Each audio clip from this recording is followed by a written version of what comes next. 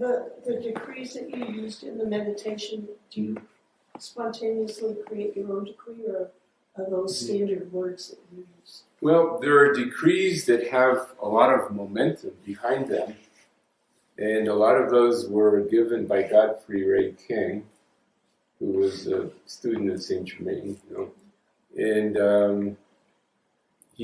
Pearl, my teacher, learned a lot of them from him, and so I learned them consequently from her, and also from the I Am books. And so I like them because they have a lot of momentum behind them, but you can adapt them to your own particular situation. Mm-hmm. And the most important thing is that the decree have that you have a personal connection to it. If the decree doesn't feel natural to you, it doesn't mean anything to you, then don't do it, alter it to make it feel right for you. So you gave 2 decrees in the meditation. I have a short-term memory. I'm going to write them down if you can. Yeah, well, they're also in my book, I Am Affirmations, and one is, I am the living light, Okay. and I am the Son of God, Okay. S-U-N, Son of God. You can also create your own. Like I've been giving out this one. I am the Divine Mother. Just feel that, boom, immediately, and that is being amplified by Mother Mary, And over the last few years, she and Kuan Yin have really been pushing me to bring more of that focus in, because so many of the teachings on the earth are patriarchal, and to bring in that mother energy that's going to heal the earth. That's all. It's the only way we're going to really achieve peace is if that mother energy comes into balance with the father energy. So to just feel, I am the Divine Mother right here and now, and just go into your heart and feel that compassion.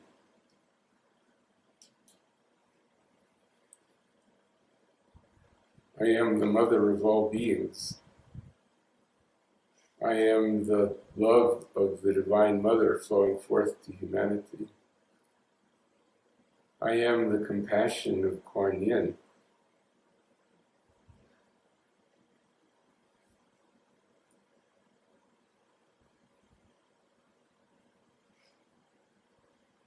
And another thing is to feel gratitude to your own mother. Now, I had a hard time with my mother. She was, very strict, and I never really felt that warm, loving mother energy from her. I did feel it from my grandmother, who passed on when I was about 7. But even though I had a difficult time with my mother, lately I've been looking at my body and saying, this is a gift. I could not be here. I could not do any of what I've been doing if it were not for my mother. And she tried really, really hard to make me a good person, teach me etiquette, all those good things. And she was just knocking herself out to be what she considered a good mother, even though I would have liked a, mother more, encouraging me to, go out and carouse or go out and play and do all the little boy things. She was really kept me kind of on a leash, but it was all out of good intention. And I realize now, really, the great gifts that she gave to me. And she gave me this vehicle to be in the world, and I pour out a lot of gratitude to her. And I think all of us can just send, Mother, wherever you are, I love you and I'm grateful, because without you, I wouldn't be here. And of course, we can send out to our fathers too, but generally, it's the mother that really has that early, gives you that early training, you know. And they asked the Dalai Lama how to learn compassion, and he said his first guru was his mother, that he learned this from her. She would get up something like 3 or 4 in the morning, have to walk, 5 miles to get water, bring back buckets of water so she could start making breakfast for the family, raised a huge family, was busy all day long. And when he wants to develop more compassion, he's considered the embodiment of compassion. He's considered the embodiment of Chenrezig, which is the Lord of compassion. He says, I think of my mother. That's how I develop more compassion.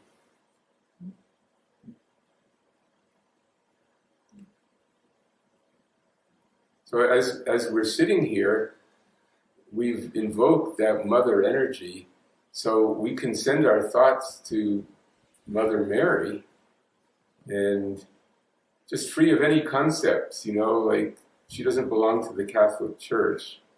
Whoever she is a great mother goddess on the earth, and she works through all people, men as well as women, but especially mothers, especially women have this great connection with her, and she is really wanting to come forth now and extend that love to everyone. So we can say, Mary, we love you. We would like to feel closer to you. We ask for your love and compassion in our lives and in our worlds. We come forth for all humanity and bring peace.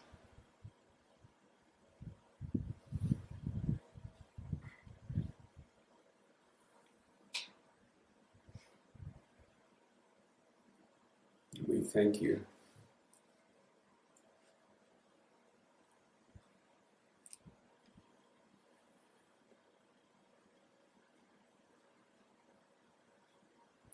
Sometimes I'll be in a situation like someone is sick or suffering in some way, and I say, I am the presence of Mother Mary, come forth for this person. And I visualize Mary above their bed, sending light down into them. Or wherever they are, somebody suffering, you see someone in a cafe who's going through something hard. Mother Mary, I ask you to bless that person, and imagine that they're enfolded in a beautiful ball of pink light.